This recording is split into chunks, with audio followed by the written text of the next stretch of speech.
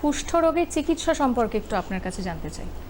কুষ্ঠরোগের চিকিৎসা মূলত আমি এটাকে দুটি ভাগে ভাগ করব, দুটি বা তিনটি ভাগে ভাগ করব।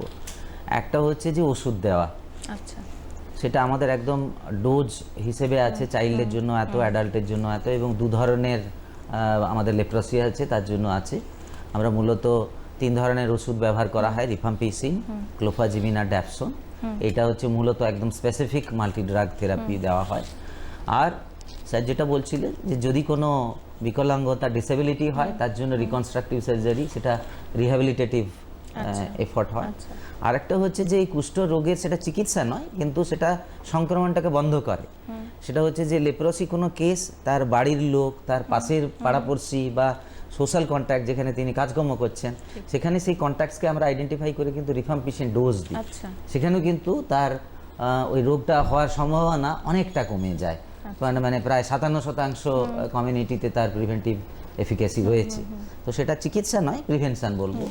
তো এই 2-3টি ভাবে আমি চিকিৎসার কথা ডেসক্রাইব করবো।